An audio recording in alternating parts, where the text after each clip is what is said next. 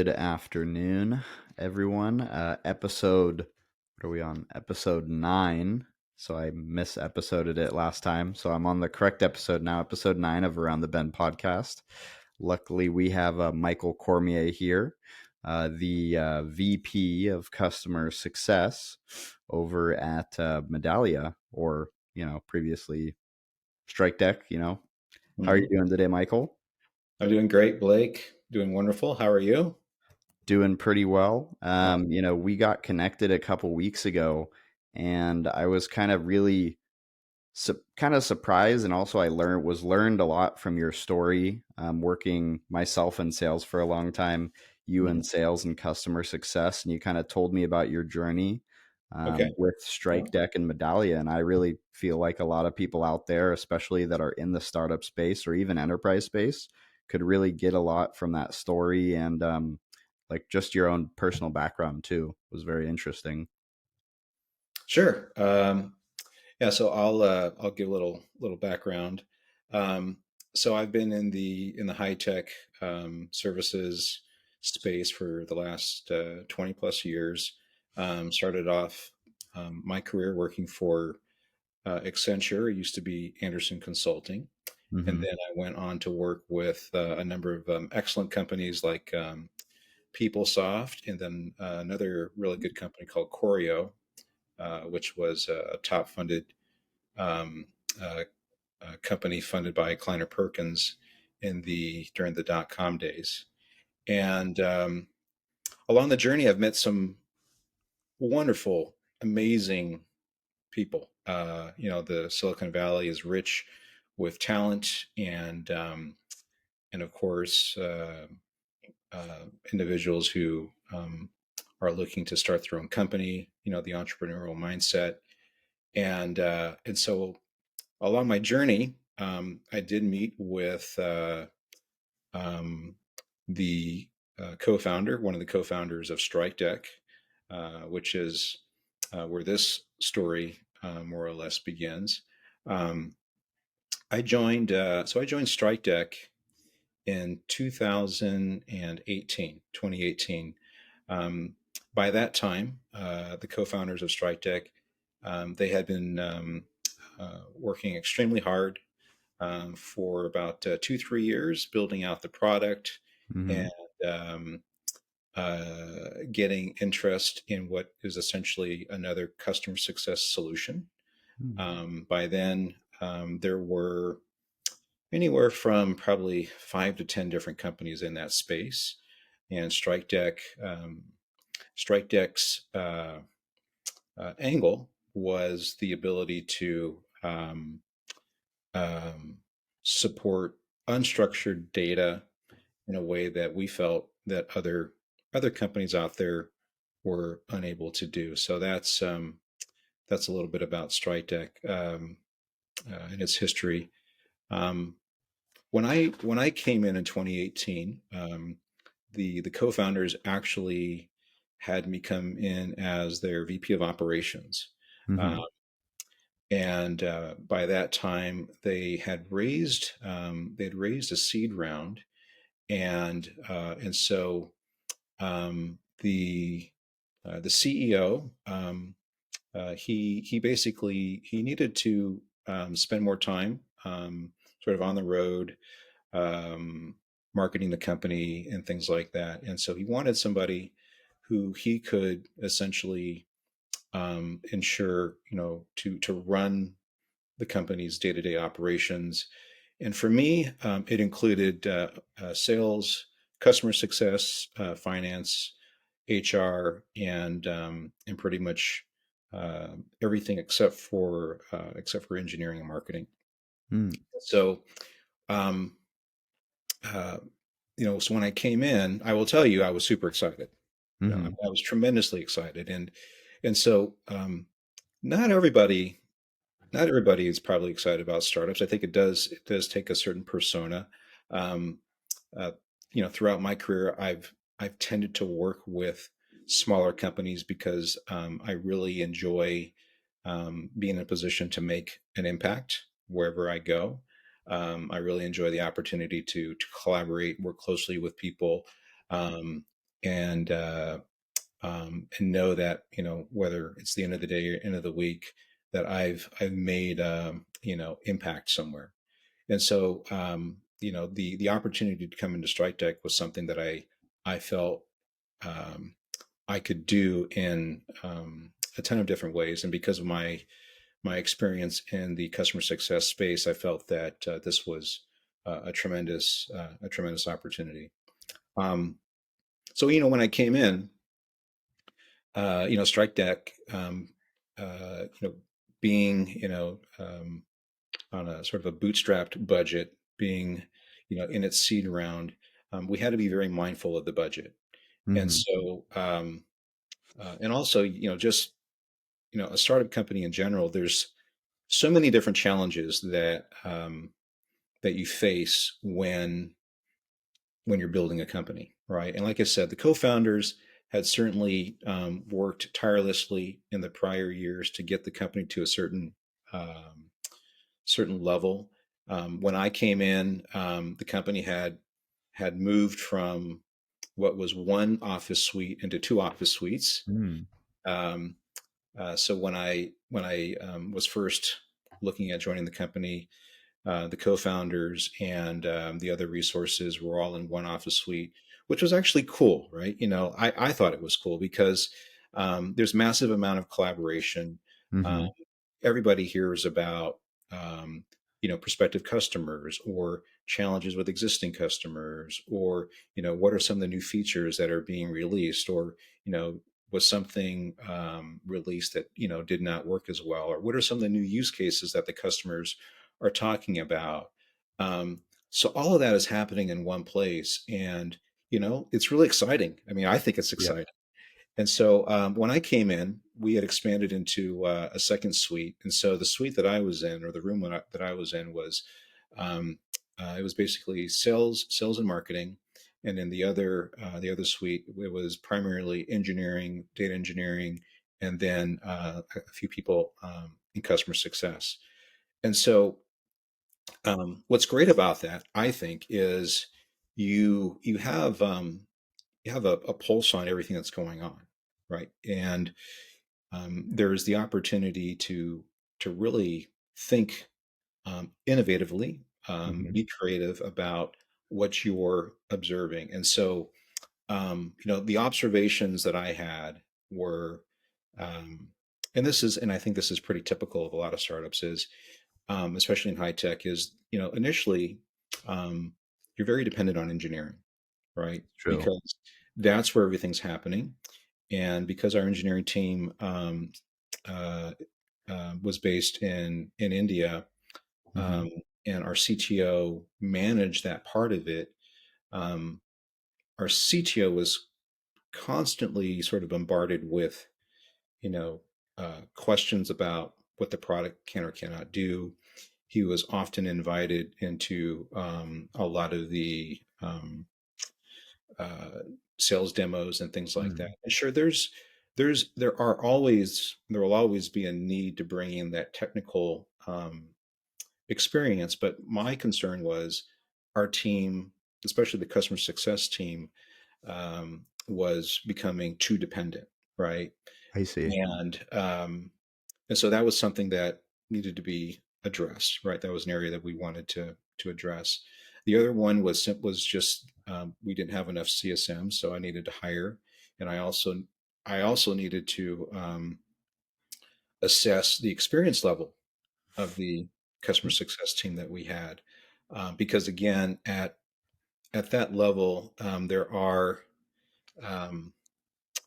a certain type of persona Mm-hmm. of CSM that you hire in a startup, Mm-hmm. whereas the type of person that you hire maybe later has certain skills that you may not necessarily need immediately.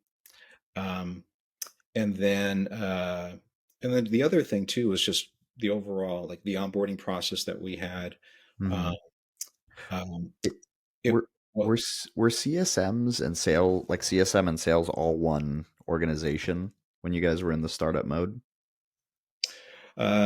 no, Okay. no. So the CSMs, they were primarily focused on onboarding customers and helping those customers um, build out the solution and then eventually supporting them, right? Um, the challenge, the challenge with that, as I observed when I first came in, was um, because the product was changing and was also going through um, um, customizations. Um, there were features about the product that um, not all of the CSMs were aware of, right? And and a part of that again is, very early on, in the early stages of a startup, or rather, with a startup, the focus is you're wanting to get as many logos as you can, right? Because Of course. as a startup company, it's a combination of we need to scale, we need to grow, we need to show investors that we are um, in a position to get to that next level, whether it be to um, attract another round of investment, whether it is to go public at some point, whether Hmm. it is to be acquired, right? So there's a lot of factors that are influencing how hard everybody is working, um, and so learning everything about the product was a challenge. And so one of the things that I had to do very early on is, with respect to my responsibilities, I had to make sure that I understood the product as best as possible. Hmm. And so my style of leadership, and this was something, Blake, that um, once we were acquired, and I know that I'm sort of fast forwarding here, It's but okay. We'll um, forgive you. uh, one of the things that I was able to do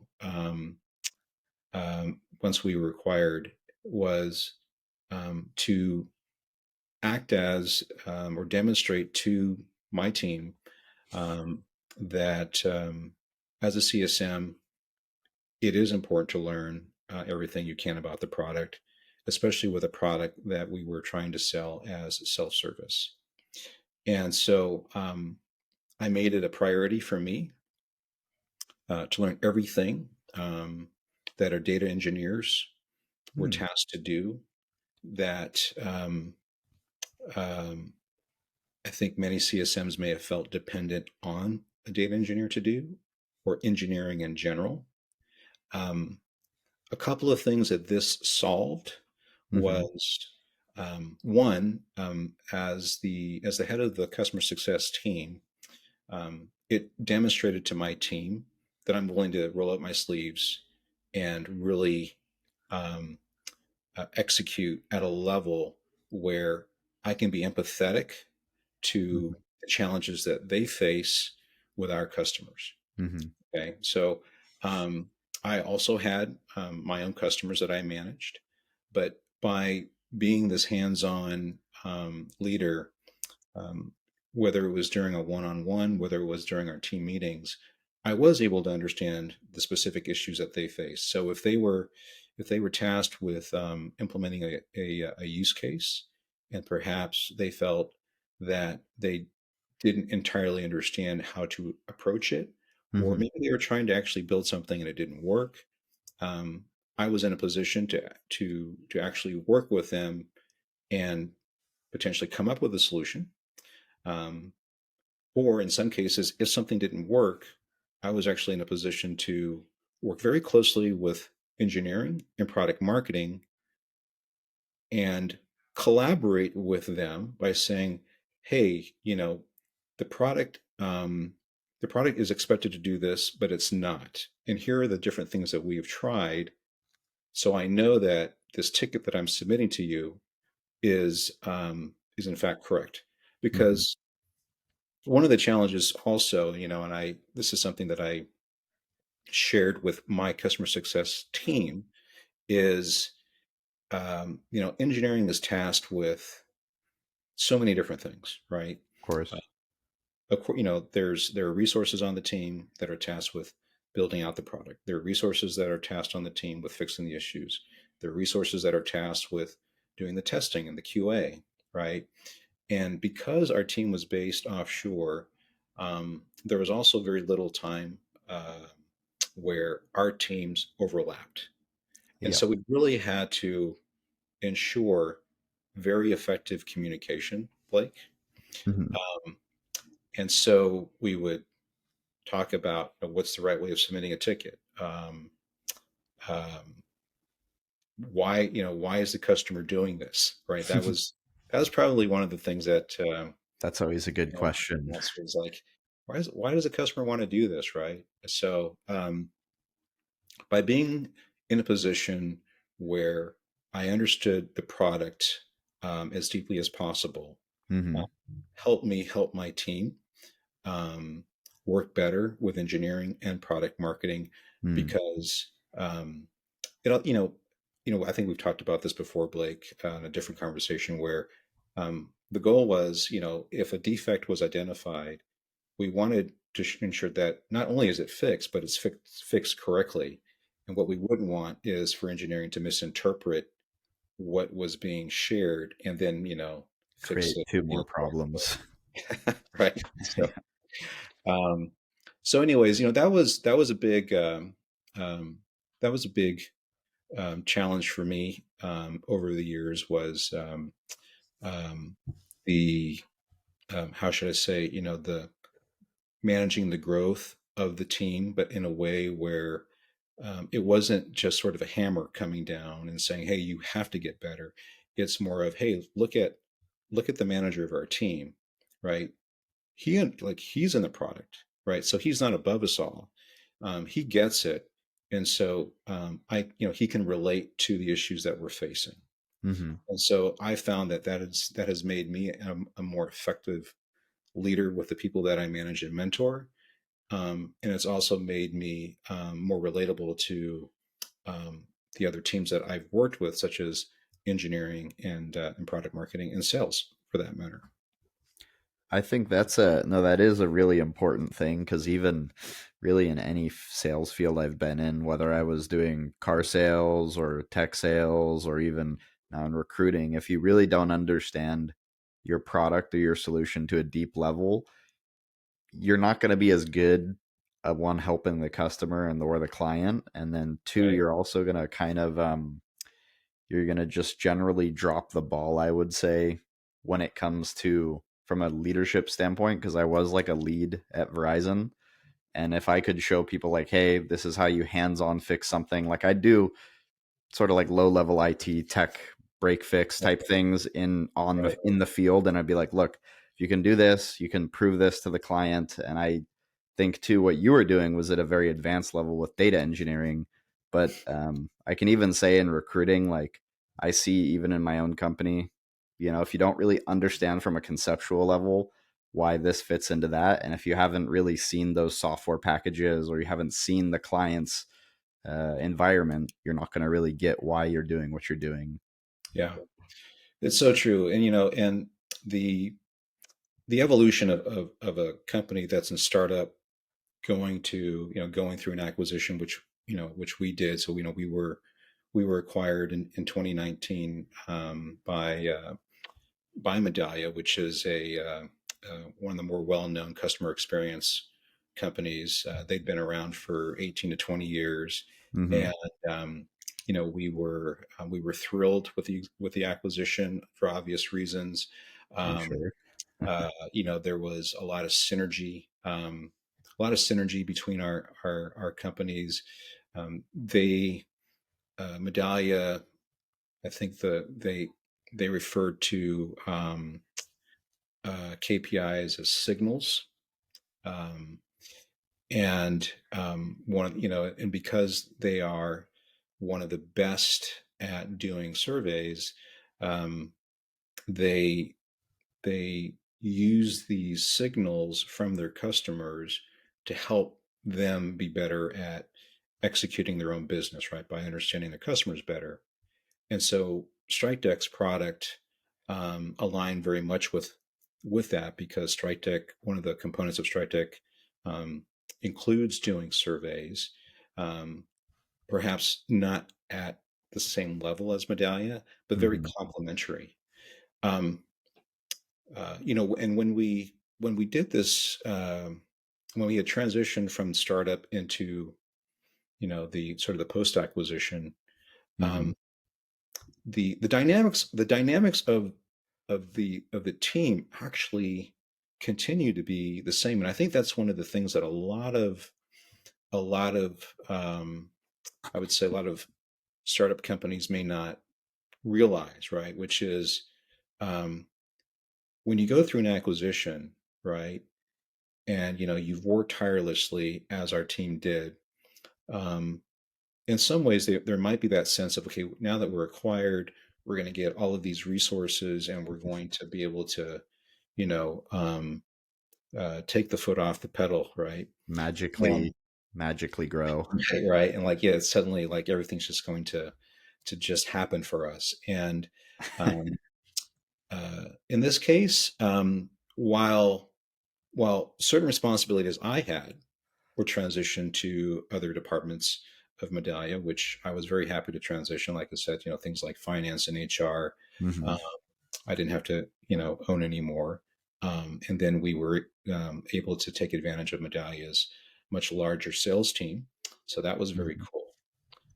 But then now that I was able to pivot 100% on my customer success team, I would say that we had to put the pedal to the metal even more, because Hmm. now there is a different expectation, right? And that was one of the things that I had to, um, uh, how should I say, sort of manage and mentor with the team, right? Because um, now that now that we were acquired, we really had this opportunity to demonstrate, um, you know, our expertise in this particular space.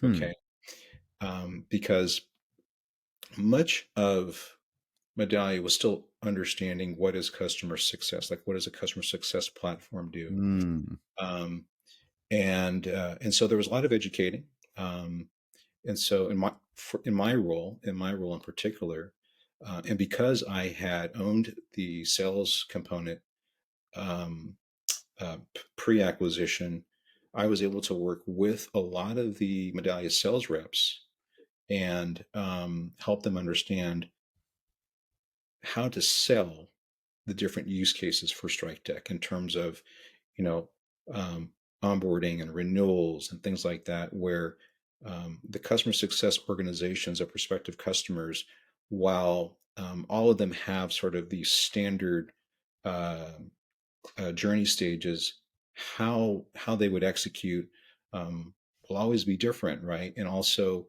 what are some KPIs, or rather, KPIs for one company may not be a meaningful KPI for another company. And Hmm. so, working with the salespeople, and because I had that experience, I really was very relatable to them, Hmm. right? Very relatable to them. On the customer success team, though, um, we we really had to pivot, um, from the mindset of, okay, now we're, you know because there was this, as I mentioned earlier, this focus on, like, just get as many logos as possible, right? Just Hmm. get as many logos as possible, and then do everything you can to retain the customer. Which, boy, I tell you, that is, like, I think if anyone who has been part of the startup experience knows how hard that is to do everything in a way where, again, you're bootstrapped, and the resources are limited. The and then even the experience level of the people you have are limited, right? Hmm. And uh, so one of the things that I did, kind of give you a couple of examples of things that I did, and demonstrated to the team, was really building a trusted relationship with the customer. Um, so many, like, for example, so many of the initial customers that we had with Strike Deck, a lot of those, were personal relationships that Okay. For example, our co-founder had done a great job leveraging his network. And so um, while he had these trusted relationships, it was important for our CSMs to build their own trusted relationship, right, with the Mm-hmm. customer. And that is something that there's a number of different ways to do that. So many different ways to do that, right? And with the experience level that we had on our team early on, um, understanding how to get there is always going to be what was it was just say it was a challenge, right? Mm-hmm. And so I remember there was one of the customers that we had uh, signed in the early days had a very unique, contract. And one of the things that we had to do is there were certain requirements that had to be built into this product. Mm-hmm. Uh, and so, and I remember at the time that our the assigned CSM, um, who's actually um, he an excellent resource, right? But again, like understanding the customer building was a challenge. I remember working with him um, day and night, including weekends, for almost 2 months, right? Mm-hmm. And um, and what we did with this particular customer was we had broken down the delivery in sort of on a weekly basis, right? Because um, the customer had a very specific business milestone where a certain amount of capabilities had to be demonstrated by a certain date, and then that by hitting on that date, that also would put us in a position to work towards even a longer contract. And we also knew that with this particular customer, we would also benefit by being able to use this customer as a reference, right? Okay. Which in the startup for startup companies is huge. If you're able to get a unicorn type of company, and this is what this company was. It was a unicorn type of company. Um, you're, They'll you're always put it on the website. You'll that's see, right. you Exactly. know, this Exactly. person's vendor, and then you're like, well, we're this person's vendor, so you can trust us. That's right. So true. And so week over week, we we got there. We built out the product. And actually through this experience, um, we were able to become actually much more efficient in how we work with engineering.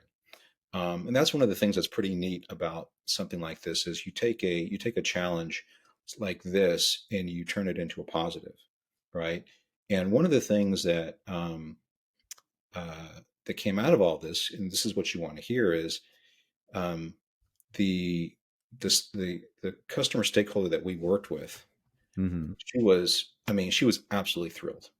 She was over the moon thrilled because she realized, like, okay, I've got, you know, not only do I have my assigned CSM, um, but I've also got, their leadership involved in working on this. Mm-hmm. And so, and again, you can afford to do these things, when you're in that sort of startup mode. Uh, Mm-hmm.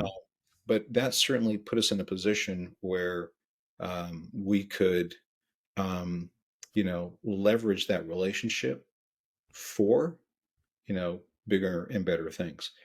And Hmm. so, and we turned that, again, that was a relationship where we had fostered it. It was initially fostered with the CEO, but we were then able to develop a trusted relationship between that customer and the CSM. And so after that, I knew I could trust, or rather, he could be trusted, right? Mm-hmm. And so that was a great experience for everybody. And then another cool story that had a similar uh, similar to the one I just shared with you was, so during the when the pandemic had started, um, so many of our customers, were were faced with, wow, how are we going to pivot? What are we going to do, to not lose customers, right? I mean, it was a big challenge, and there's so many amazing stories that are out there. Um, and so one of the customers actually that we worked with, this particular customer, their co-founder had close ties with our CEO, and they had already a fairly challenging set of requirements where we had to build out a very unique connector for them because they were one of the very first customers to use where we integrated financial CRM information. Uh, Mm-hmm. so we had already had a custom solution for them, but then when the pandemic hit, they reached out to us and they said, "Look, we know that your team has already worked incredibly hard for to build out these other things, but we have we need your help to build out a solution that will help us manage um, uh, you know ensuring that as customers come out of COVID or going through COVID, that like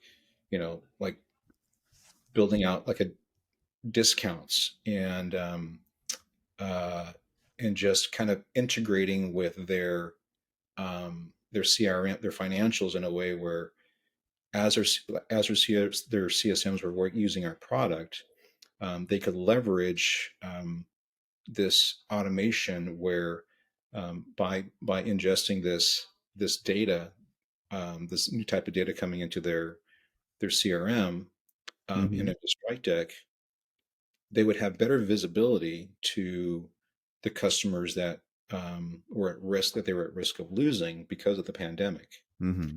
And so we were able to one of the things that, and this was an account that I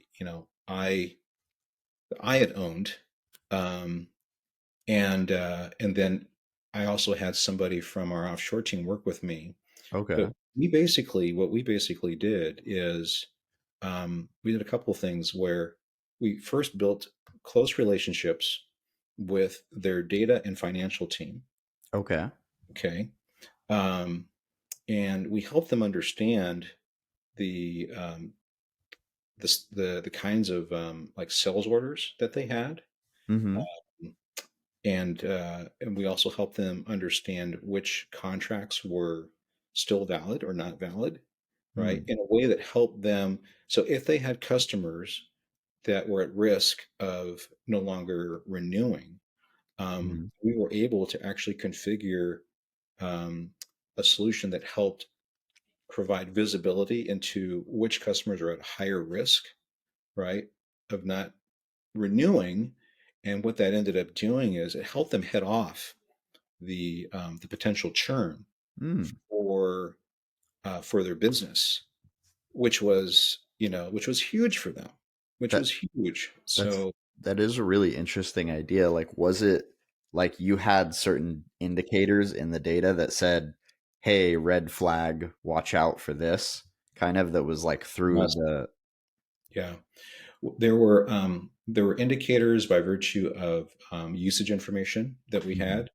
Um, but a big part of this particular customer and how their team executed was um, the engagement with the customer, right?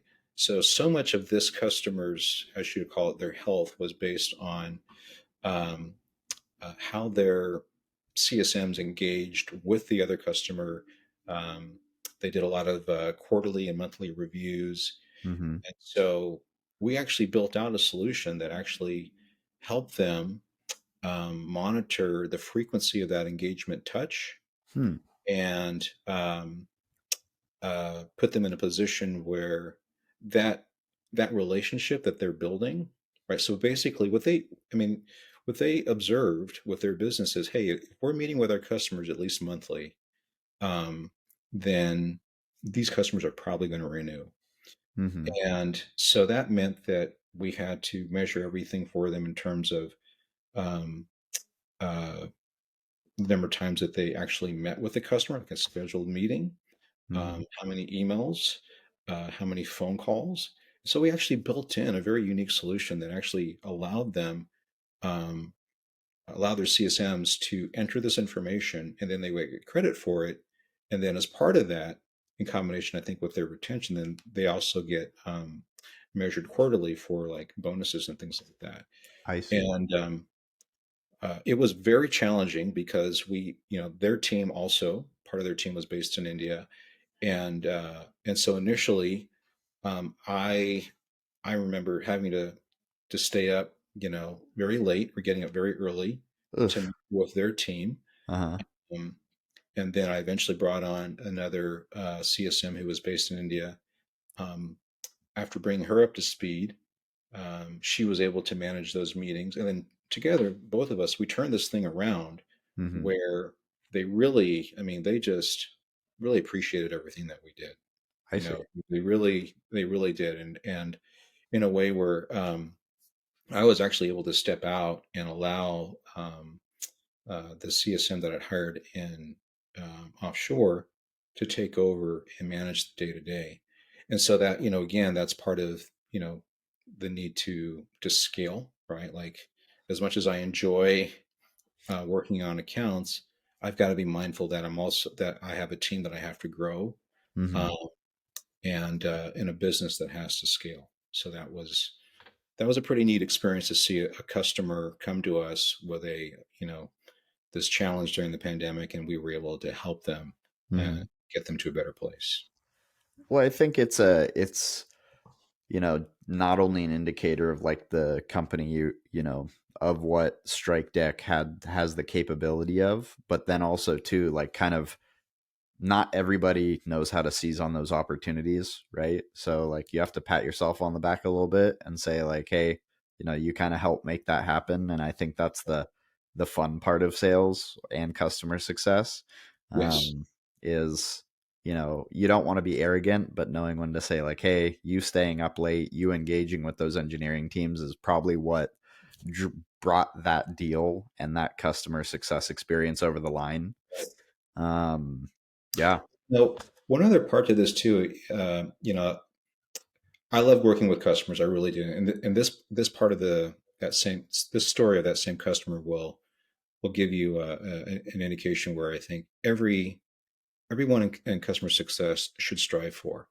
Um, so on the customers, their CS leadership wanted to be able to do certain things, right? It's always because it's one of these things. I think one of the challenges in tech is, um, hey, it's software. You can't you build it, right? There's always this perspective of, with software you can always code a solution, right? And so, I um, see it every day. Yeah. They're like, exactly. well, can't you do more with less? And it's like, well, you can do less with less, It's actually. always it's always one of the challenges. And whether you're a startup company or even or not, right? And so in our case, right, this was something that happened during the pandemic, um, because of the relationships that we actually had built with their data team and their financials. Um, there was one story where I remember the customer's leadership said, hey, why can't the product capture this, or why is it like there was this, and it happens, this false perception that our product was not able to do something, or rather, you know hey, you guys said it was working, it's not working because we're still not seeing the results that we expected. And so because I knew that what we had configured for this product, I mean, because I had done so much of the work myself, that when this actually came up, I did my due diligence and double checked, like, hey, I remember what we did. I checked with my offshore CSM, and we were like, like we're both like, hey, there's nothing wrong with our product. So Hmm. we then approached the data team and we approached the financials team, and like for example, like they were observing this sort of inconsistent data on renewals. Hmm. And what we had pointed out to them was, well, the data that you're giving us is either incomplete, right? Yeah. Or your system actually doesn't allow us to provide information for certain customers. Okay. Okay. And it's, you know, um, without getting into all the, the dirty details, but they had a very complex sales order, Mm. sales ordering information, right? Mhm. And the way it was provided to us was something where, it inhibited our system from doing certain things. But the thing about this, which in terms of, um, getting to know your customers and getting their trust is, we had done so much for them. And again, the customer, they trusted our product, right? Like it's one of those things, they trusted us, but they didn't understand why this one part didn't work. Mhm. The this customer's data and finance team, they actually, in a call informed their leadership like, hey, what Michael is saying is correct. Like there are certain limitations that we have, and before we can have um, Michael do what you need him to do, we actually have to make certain changes in our system, right? Or we're just not in a position to do that, right? So to me, like that's like when you're able to get the customer to collaborate with you, and it's, it's not to say like it's more to, like the way I see it is, look, um, the customer realizes that Michael and his team, they really know our business. So Mhm. when they say that, like, hey, the product is working as expected, it is like, he's not trying to, you know, uh, pull a fast one over you. He's saying like, hey, we've done our homework, and this is something that it's we're not able to do it until either you change something on your side. And so that goes a long way. That goes a long way to, what I would consider the trust, where because then Yeah. what happens is the customer then realizes, okay, so in order for us to do this, what are the things that we have to do? And you Mhm. have, this collaboration that um, really starts paying dividends down the road. um, because and I know like after that we would when we would get on calls, the customer would refer to us as, hey, Michael and his team, they really know us. Here are the things that we need to do. So, and I want to build this out. So what do we need to do? Right. So they're bringing us into these discussions early on and really Mhm. collaborating with us, which I think is really cool. And, again, it makes for a much, much better customer experience. I think no, that's a very important thing because you also have to think part of it is being realistic. Like you're not going to win them all, and if you have a client that just has very unrealistic expectations, I think one of the dumbest things I hear from people that don't really aren't really professional salespeople is like they think, oh, there's a way to sell everyone. It's like it's all about needs and finding solutions, and realistically, not everyone's ready for the solutions that are available. Right. And I Yeah. think the secret sauce is concentrating on the people that want to do realistic business, because some of the worst clients you have are the ones that, you know, you, they come in at, let's say lower price, you try to do all these things to secure the business, and then it just becomes like the biggest nightmare over time to maintain Right. that business. And then by maintaining that, what I would say, let's say subpar business, you lose out on really the clients that you were targeting in the first place. Right. And you remind me of something that I mentioned earlier, where early on in a customer's experience, you want to do everything you can to not only make a good impression but also manage expectations. Yes. And I remember when I first joined Strikedeck, our onboarding process varied. It's probably just a good way of describing it varied. And so one of the things that I did was to implement a more standardized onboarding process, a template that everybody used. Because until then, I think what was happening is um, there may have been an initial template, and then it didn't necessarily over time, and as it was being used by different CSMs who had different experience levels, um, the messaging in that initial onboarding, I think it just varied too much around Uh-huh. how we would manage an implementation. So, in addition to getting the onboarding process more standardized and always ensuring that it was updated and had the latest perspectives, I also personally um, made it a goal to be on every single onboarding. And what that meant was whether, no matter what time of the day, um, I wanted to be in the onboarding meeting, because one, I wanted to, for me, I felt it was important to show our customers that even though we had been acquired, that, hey, I'm still here. Like nothing's changed. We're Yeah. still passionate about our customers, right? That was important to me. I wanted to understand the reasons that they bought the product, even though I may have learned that as part of pre-sales and other demos and things like that. During the onboarding, there's an opportunity to meet other members of the customer success team, of the customer's customer success team. So Mm. I wanted to make sure that I was there to connect with others that perhaps I would not have the chance to work a lot with, but at least they knew who I was. Um, and then understanding the use cases in particular, like, okay, what use cases are you looking to implement here? Is there anything new that came up that we didn't hear during the sales call? um, are there data requirements that were not discussed before? Because during the onboarding process, we really want to make sure we understand everything.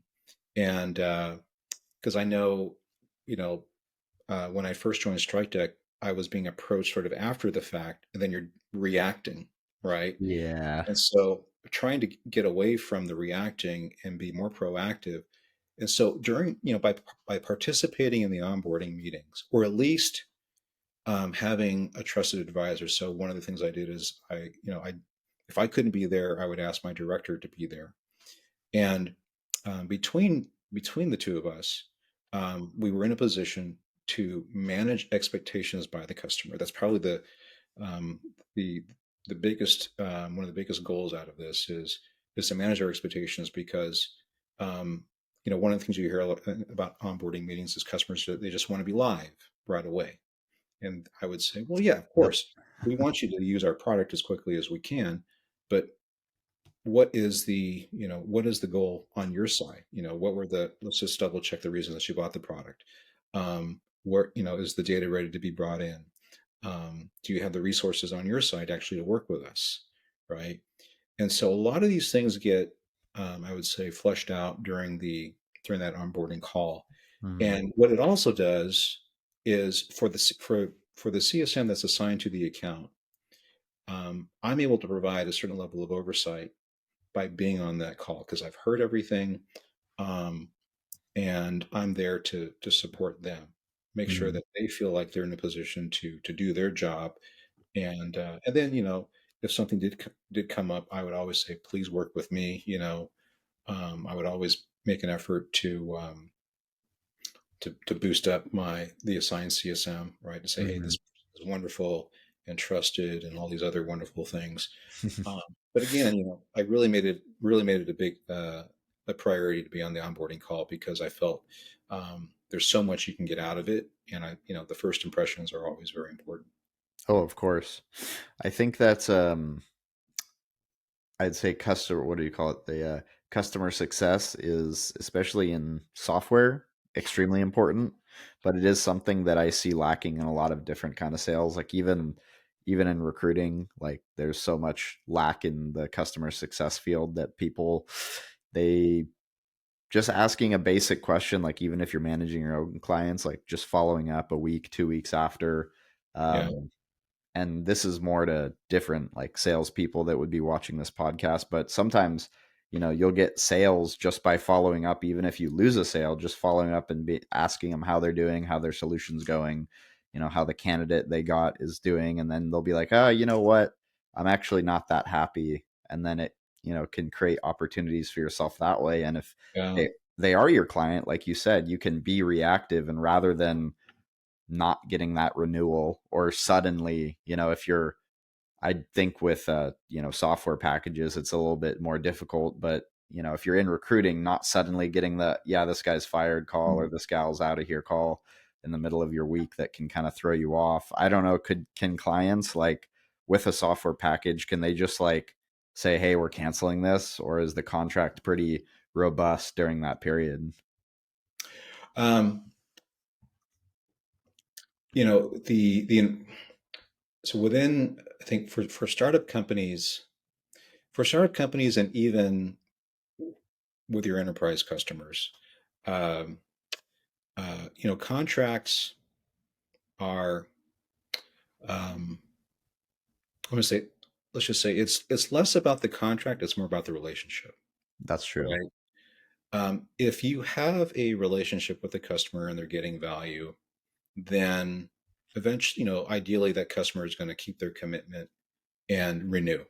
Hmm. Okay, that's the goal, especially in software as a service, getting that recurring revenue, and then eventually getting that ensuring that the net retention, Hmm. right? So the amount that they purchase the software for initially when they renew is going to be for the same amount or more, right? Ideally more.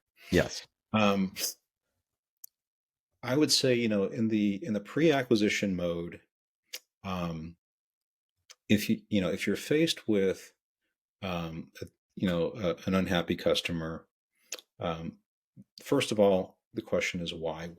What led to this point? Because one of the things that I try to instill with my team is, um, every time you meet with the customer, you want to ask, "Are you satisfied?" That's the only way you're ever going to really know, right? I mean,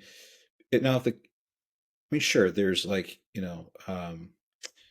there's maybe the person you're working with is satisfied. There's the potential that the person above them is not satisfied, and so as a CSM, you want to work to the next level to understand why, right?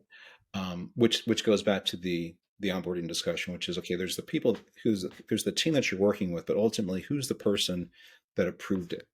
Okay, Hmm. and what are they looking to get out of it? And so, one of the things that I tried to do, with all of the accounts that we managed was, once the customer was live, we actually use Strikedeck. Um, so we use our own product to manage our own customers, which I think is important, right? Logical. Right. Drink your own champagne.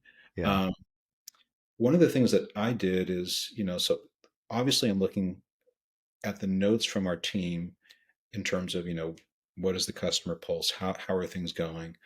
I'm looking at the email conversations that are occurring that are logged in the product, but I'm also looking at, the unique logins, and so this is, and I know I saw this on a survey recently Mm. in terms of, what is one of the most important KPIs, right? Is it the relationship, or is it the uh, usage, right? And um, while while the relationship is always important, right? At the end of the day, with tech, or with SaaS companies, if someone's not using the product, that just tells you the story right there, right? Yep. And so I would always, so every week, during our team status meeting, I would see the total number of unique logins in our product, and I would be able to tell, okay, which customers are at risk of renewing or canceling, right? Because you could tell, like, hey, if we implemented this and there are only a handful of people that are using the system, the question is why, Yes. right? Um, Now, one of you know no, one of the anomalies with, uh, in sort of the startup world in particular is, and as you know, with a lot of tech companies, is there are changes in leadership that could affect why a product may not be used. Um, there is change in direction of the company. Okay. Um, and of course, there's always the possibility of budget, right? So, as you know, Blake, that in sales, um, relationships are super important. So if there's somebody that you've worked with at one company and then they go to another company, right? There's always that opportunity to continue to do business with that person.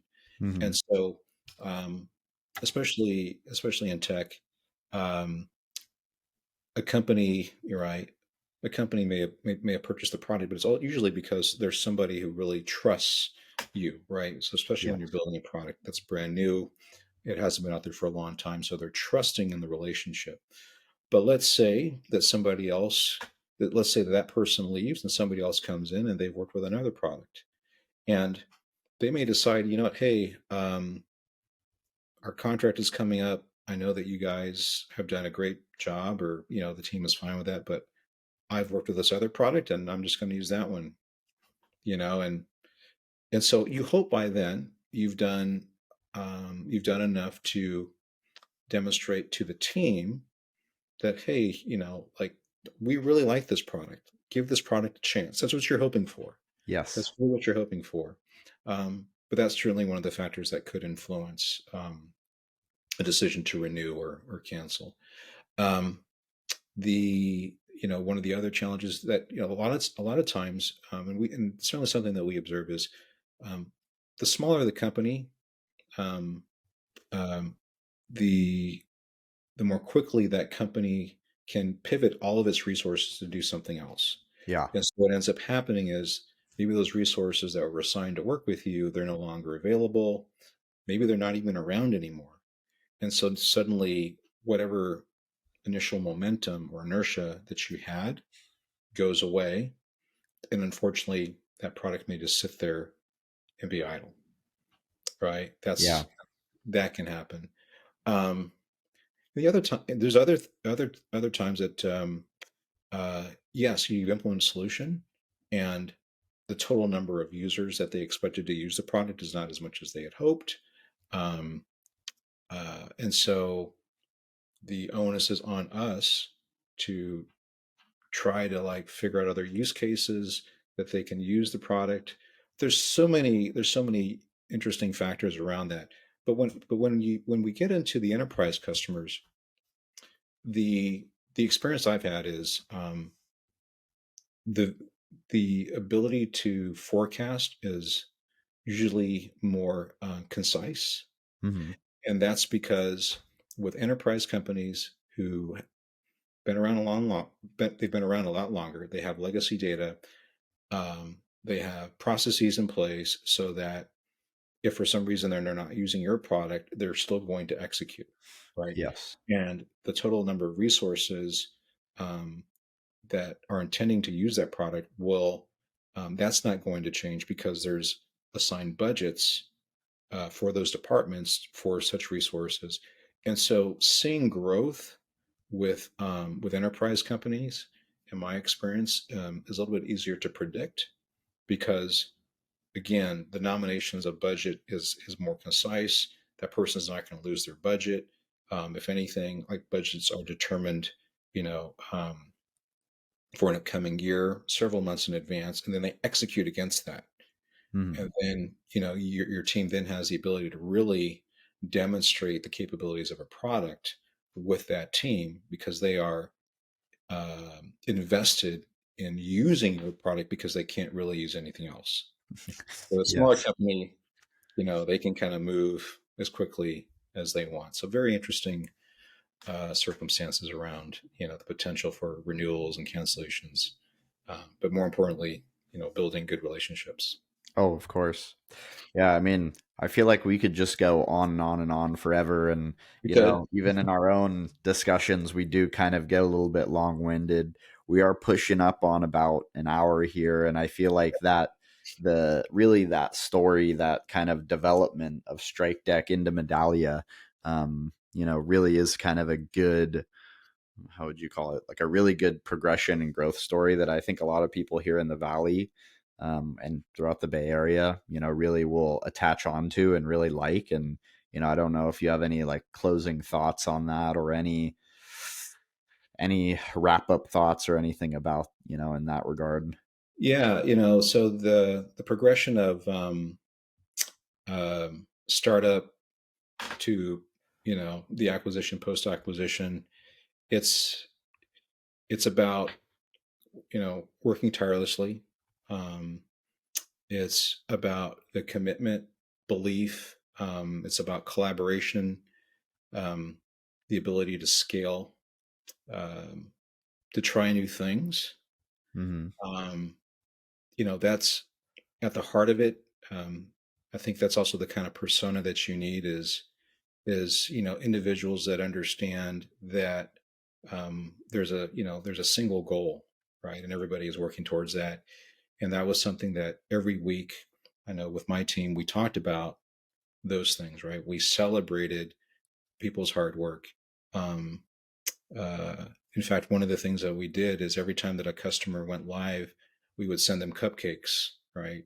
Um, Nice. it was, again, it was a limited budget. I think uh, once we were acquired, I think we were able to send them maybe nicer cupcakes. um, but the post acquisition, as I mentioned earlier, we actually had to put the pedal to the metal even harder, but in a way where it also attracted a certain type of person because the talent that we hired um, after we were acquired, um, we were able to bring on, I think, a higher caliber of talent, a little bit more experience, but a lot more infrastructure, right? And Mm, that's where certain people they like the idea of a startup, but they want to know that there's a little bit more infrastructure in place, a little bit more process in place, um, and in order to make sure that I brought in the right people, I designed a use case that really took the candidate through a day in the life of a Strikedeck CSM, and it's certainly something that I'm very proud of. And I know, and it's a skill that I think would be very attractive to other companies because mm, with new technologies being developed all the time, understanding the kind of person that you need to bring in to be on your team, you're not always going to see it based, just looking at a resume. That often what you need to do is actually to um, design a use case that represents your business, and then also like how does that person, like how do they deal with uh, you know a viable challenge or business challenge as it relates to your business. So that was one of the things that I did that I think really set us apart and made sure that we continue to be um, successful. But mm, ultimately, it's a great experience, Blake. The whole startup to post acquisition, mm-hmm. um, and again, it's not for everybody, Of but course not. it's something that I personally love because um, I've worked for most small companies, and I am the kind of person that gets really excited about the opportunity as opposed to shying away from it. Of course. Yeah, no, I mean, it's like you said, if it was easy, then everybody would do it. That's very true. But Very, but very definitely thank you for taking the time out. I think this was a great story. And as always, like, subscribe on YouTube or Apple Podcasts, and then I'll have this up on my page. If people want to ask questions to either of us directly, feel free to reach out. We're both always here kind of as informal resources. Thank you, Blake. Thanks for having me. Thank you. Have a good day.